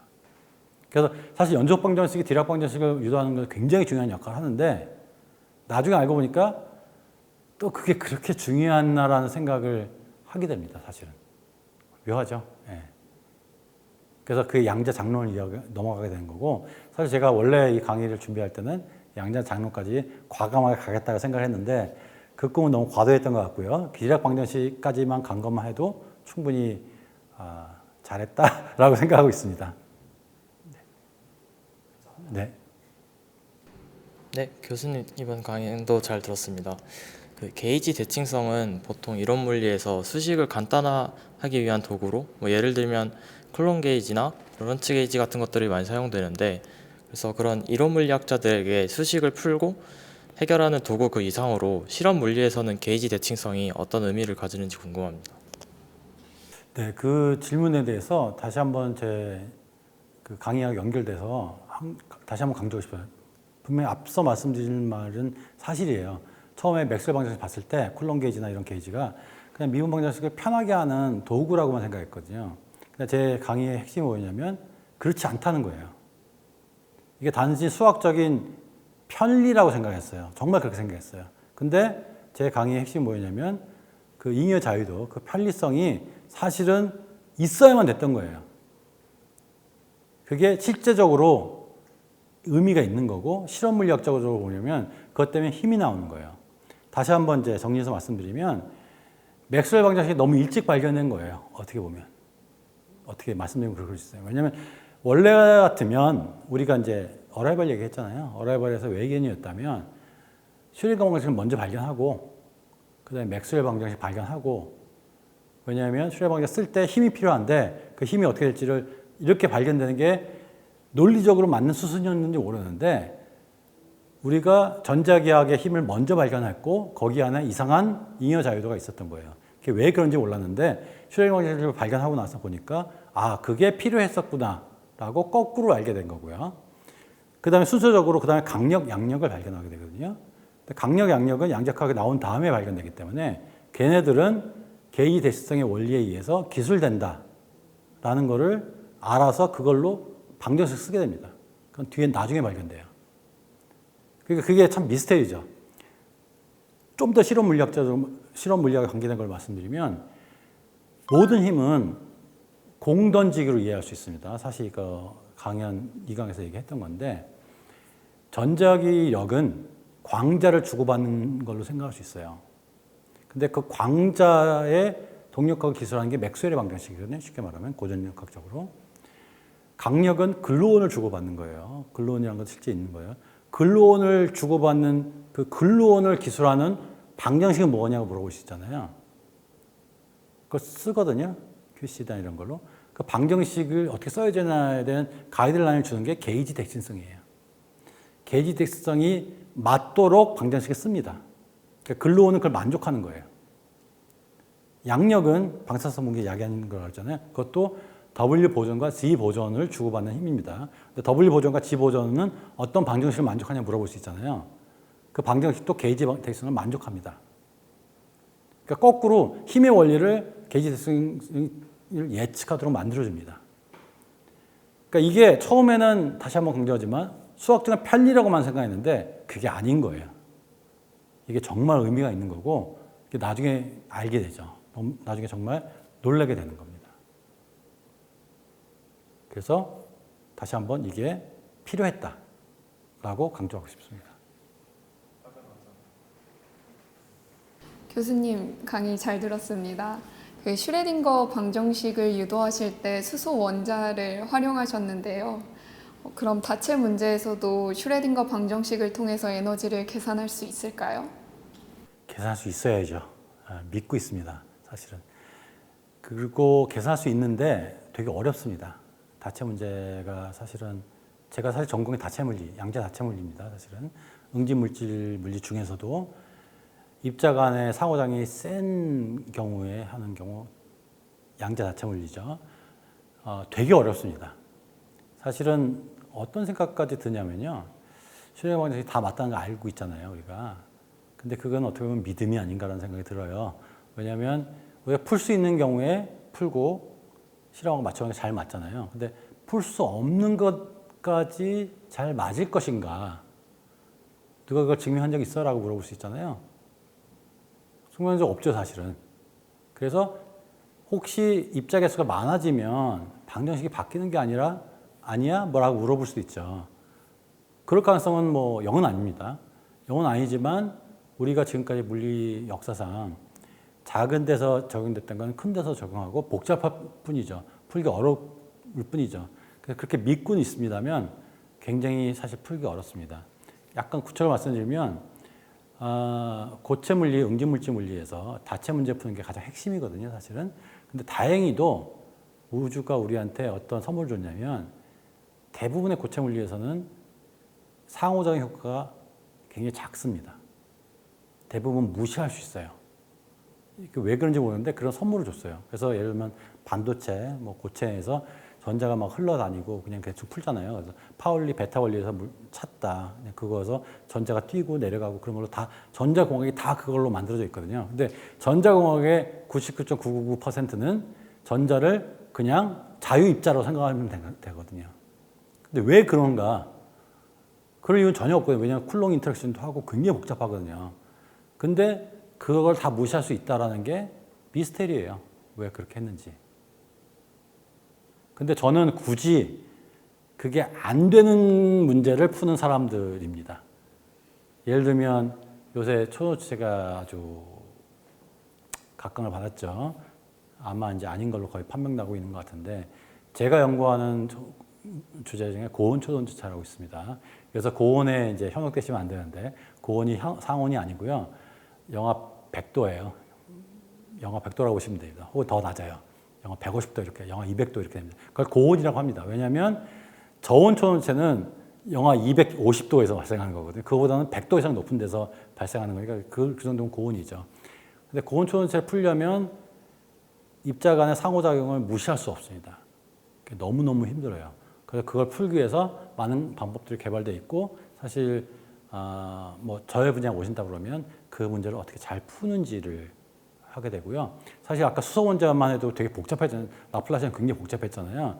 근데 그거와 차원이 안 되는 일이 벌어집니다. 그래서 사실은 물리가 어려워지죠. 굉장히 어려워지는데 뭐 제 분야를 좀 선정하자면 대신 놀라운 일이 발생합니다. 그러니까 창발주기가 거기서 발생하는 거예요. 사고장이 없다면 전체는 부분의 합이죠. 그냥 정확히 부분의 합이죠. 사고작용 때문에 전체가 부분의 합 이상이 될 수 있는 겁니다. 그래서 창발주의의 재미있는 현상들은 상호작용 때문에 나오기 때문에 다체 문제에서 나오는 거고 그래서 슈레딩거 방정식을 풀어서 재미있는 현상이 나올 때 저희 같은 사람들은 굉장히 즐거워합니다. 네, 교수님 강연 흥미롭게 잘 들었습니다. 그 슈레딩거 방정식에서 그 포텐셜 에너지 텀에 그 쿨롱 포텐셜 항이 들어가 있었던 걸 볼 수 있었는데요. 만약에 그 텀을 다른 장에 의한 포텐셜 텀으로 바꾸게 된다면 다른 현상에 대해서도 효과적으로 기술할 수 있는 건지가 궁금합니다. 일단은 그 질문에 대해서는 그렇고요. 그것만 바꾸면 되겠죠. 근데 이제 양자역학이 미시 세계를 다루는 거다 보니까 그 힘을 주는 어떤 거가 있을 거 아니에요. 예를 들면 아까 설명드리기를 전자기장인 광자가 왔다 갔다 그러든지 글론이 왔다 갔다 그러든지 W 버전 G 버전이 왔다 갔다 그러잖아요. 그것마저 양자역학적으로 해야 되거든요. 그러니까 포텐셜이 외부에서 주어진 게 아니라 포텐셜을 주는 그 소스 자체도 그것도 양자화해야 돼요. 모든 게 다 양자화돼야 돼요. 그러면 그렇게 할 수 있는 형식이 딱 정해져 있습니다. 아무거나 바꿀 수 없어요. 그러니까 지금 질문하신 거는 고통을 마음대로 바꾸는 거는 할 수 있어요. 근데 그거는 그 부분은 고도정역학하고 다른 겁니다. 그 외부에 어떤 게 있고 얘가 양자역학적으로 행동하는 거 어떤 게 영향을 주는 거. 이건 언제든 그렇게 할 수 있죠. 근데 양자각의 끝판을 가면 얘도 양자화 시켜야 되거든요. 모든 게 다 양자화 되거든요. 그러다 보면 그거를 다룰 수 있는 현상이 이제 제한이 되고, 흔히 아마 그런 말 들으셨을 거예요. 중력을 양자화하지 못하고 있다. 가령 예를 들면 그 포텐셜에 중력도 쓸 수 있잖아요. 중력 포텐셜이 쓸 수 있죠. 쓸 수 있죠, 물론. 근데 그거는 문제가 없는데 그 중력 자체를 양자화해서 걔도 양자화하려면 그게 어려운 거예요. 그게 되지 않고 있습니다. 그러니까 사실은 그 답은 맞기도 하고 아니기도 한 거죠. 맞지만 사실은 엄밀하게는 이것까지 양자화하는데 그게 쉽지가 않아요. 제가 천문학을 전공하고 있는데 우주론에 관한 내용을 설명한 책에서 이제 이 우주에서 물질들이 막 모이고 흩어지는 그 불균일성을 설명하기 위해서 이제 우주 초기에 양자 요동이 그런 불균일성을 만들어낸 거다라는 설명을 굉장히 많은 책에서 봤는데, 그렇게 힘이 분리되기 이전에 굉장히 애매하고 모호한 그런 상황에서 이제 양자 파동 방정식이라든가 슈레딩거 방정식을 어떻게 적용을 시킬 수 있을지 그 부분도 조금 궁금합니다. 결론만 말씀드리면 그것까지 다 양자역학을 할 수 있습니다. 그 정도까지. 그러니까 아예 빅뱅에 너무 가까이 가면 양자역학이 이제 브렉다운 하지만 왜냐면 중력이 너무 강해지니까. 근데 제가 정확하게 생각은 안 나지만 어느 정도 시간을 벗어난다면은 그러니까 강력하고 양력하고 전자기를 합쳐져요, 세 개가. 중력은 아직 못 찾아. 이 세 개가 합쳐지는 것까지는 잘 하고 수 있습니다. 그러니까 거기는 그 정도까지는 양자역학이 잘 워킹한다는 거 알고 있고요. 그러니까 힘이 아직 분리되지 않지만 그 힘이 분리되지 않은 것마저 기술할 수 있습니다. 그러니까 다 할 수 있고요. 근데 더 깊숙이 들어가면 중력까지 합쳐져야 되는데 그걸 못 하고 있는 겁니다. 사실 어떻게 보면 질문이 들 수 있어요. 우주의 근본적인 힘이 4가지뿐이라고 하잖아요. 궁금증 안 돼서 왜 4가지일까? 왜 5가지는 아니고 6가지는 왜 하필 4가지일까? 그렇죠? 근데 하여튼 우리가 아는 한 4가지로 끝이 납니다. 그래서 그러니까 지금 우리가 아는 한, 그래서 아무리 힘이 안 합쳐지고 난리가 났다고 치더라도 우주 초기의 그 양자 요동 같은 거는 이 4가지 범위에서 다 끝난다고 볼 수 있습니다. 지금까지는. 더 벗어나는 건 없어요, 아직도. 물론 어떤 일이 일어날지 모르죠. 새로운 힘이 또 있을 수도 있죠. 근데 그런 증거는 없습니다. 네, 교수님 좋은 강연 감사합니다. 슈레딩거 방정식의 유도에 대해서 전체적으로 설명해 주셨는데요. 슈레딩거 방정식이 전자의 파동성을 설명하고 있다라고 저는 이해를 했거든요. 그런데 혹시 슈레딩거 방정식을 통해서 파동이 입자가 될 때 그 입자의 성질에 대해서도 설명할 수 있는지, 혹은 파동이 붕괴해서 입자성을 띠게 된다라고 알고 있는데 그런 부분에 대해서도 설명이 가능한지, 아까 말씀하셨던 양자장 이론과 연결점이 있는지에 대해서 여쭤보고 싶습니다. 제가 정확히 이해한 건지 모르겠지만 사실 정확히 이해했다고 치면 굉장히 심오한 질문을 하신 거예요. 왜냐하면 파동함수의 붕괴라는 말씀하셨는데 그 파동함수의 붕괴를 이해하지 못하고 있습니다, 사실은. 왜냐하면 사실 물리가 어떤 길을 걸어간다고 제가 이 관점에서 한번 설명드려 볼게요. 어떤 현상이 있으면 그 현상을 기술하는 어떤 절차가 있고 어떤 과정을 거쳐서 A가 B가 되고 B가 되고 C가 되고 이런 그런 걸 설명하는 과정에서 우리가 어떻게 보면 당연히 이제 물리 이론이 고도화됐잖아요. 예를 들면 이제 상대성 이론도 그런 거예요. 상대성 이론이 정보가 전달되는 과정이 빛이 전달되는 거기 때문에 시간이 걸리잖아요. 순식간에 전달될 수는 없잖아요. 그런 과정을 설명하는 과정에서 상대성 이론이 나왔다고 볼 수도 있는데, 그래서 아인슈타인이 싫어했던 거예요. 왜냐하면 양자역학의 파동함수 붕괴는 과정이 없습니다. 그러니까 측정이 되는 순간 바로 파동함수가 붕괴되고 바로 입자가 나오죠, 어떻게 보면. 그러니까 파동함수가 확률로 바뀌면서 바로 입자가 여기 있을 확률, 저기 있을 확률, 그걸 바뀝니다. 근데 그 파동함수가 붕괴되는 게 어떻게 이렇게 볼 수 있잖아요. 파동함수가 어떻게 붕괴되는데 원래 이렇게 생겼다가 조금씩 이렇게 되는 거야? 아니면 뭐 갑자기 뭐 어떤 쉐입으로 바뀌는 거야? 그게 아니고요. 그냥 펑 사라집니다. 순간적으로 사라져요. 아인슈타인이 이거가 마음에 안 들었죠. 아직도 모릅니다, 사실은. 그래서 뭐 저도 모르고 아무도 몰라요. 근데 파동함수의 붕괴가 정확히 어떻게 이해되는지가 저는 굉장히 우리한테는 물리학자 남기는 가장 큰 숙제라고 보고요. 이 개념 자체가 틀렸는지도 몰라요. 근데 이게 단지 철학적 문제냐? 그게 아닌 게 요새 뭐가 나왔죠? 양자 컴퓨터가 나왔습니다. 양자 컴퓨터가 저는 물리를 이끌어갈 큰 흐름이라 보고요. 실제로 양자 컴퓨터를 제가 좀 하고 있습니다. 근데 양자 컴퓨터를 만들려면 파동함수의 붕괴가 정확히 어떤 의미인지를 알아야만 돼요. 그러니까 단순히 철학적인 질문이 아니라 실질적인 질문이 됐습니다. 파동함수가 가령 외부에서 작용을 해서 디코넌스가 어떻게 일어나고 결 이름이 어떻게 일어나고 파동함수 붕괴가 어떻게 되는지 알아야 됩니다. 사실은. 그래서 디렉 방정식과 슈레딩거 방정식도 그렇고 파동함수의 붕괴가 일어나기 전까지만 말해줍니다. 질문으로 다시 돌아가면 그게 어떤 설명을 하느냐, 파동함수 붕괴가 어떻게 설명하느냐 여쭤보신다고 저는 생각하는데 그 전까지만 설명해 줍니다. 그러니까 파동함수가 외부에서 관찰이나 있기 전까지 어떻게 움직이는가만 말해주고 관찰했을 때 어떻게 바뀌는지는 말해주지 않습니다. 어떻게 보면 다시 종교의 영역을 넘어가서 바운더리 컨디션 넘어가 버려요. 다시 리셋이 돼요. 측정한 순간 다시 리셋이 되고 거기서 다시 파동하면서 다시 시작하는 겁니다. 거기가 굉장히 묘한 구석이에요. 그러니까 슈레딩거 방정식은 그 붕괴 과정을 설명해 주지 않아요. 붕괴하면 끝이에요. 그게 좀 뭐가 좀 완벽하지 않은 느낌이 들죠. 뭐가 우리가 놓치고 있는 것 같죠. 근데 그게 현실입니다. 그래서 우리가 뭐 작년에 노벨상 나왔지만 양자 얽힘의 관계에 대해서 양자 얽힘의 노벨상 나온 거, 양자 텔레포테이션, 뭐 양자 통신 이 모든 것들이 그 이상한 지점에 있어요. 근데 놀라운 건 뭐냐면 지금까지 다 맞아요. 파동함수가 즉각 붕괴한다고 생각하고 아인슈타인이 뭐라고 표현했냐면 으스스한 원거리 액션이라고 표현했거든요. 스푸키 액션이라고 표현했거든요. 그게 다 맞아요. 그래서 뭐라고 할 말이 없는 거예요. 근데 논리적으로는 왜 그런지가 이해가 안 되고 있어요. 그래서 양자역학을 이해하지 못한다고 할 때 우리가 슈레딩거 방정식을 이해하지 못한다는 건 아니에요. 너무나 잘 이해하고 있어요. 슈레딩거 방정식 다음에 일어나는 파동함수의 붕괴가 왜 일어나는지 어떻게 되는지 그걸 전혀 모르고 있다는 얘기가 됩니다.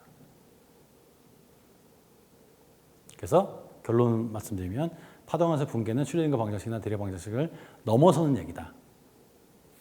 거기까지 말씀드리겠습니다.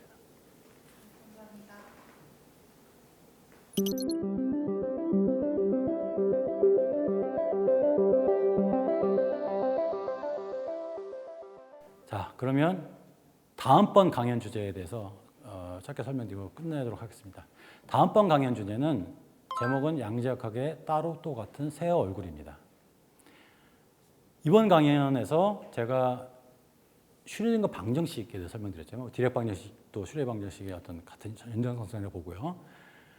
슈레딩거 방정식은 파동 함수라는 게 있고 그거에 동력학을 기술하는 방법입니다.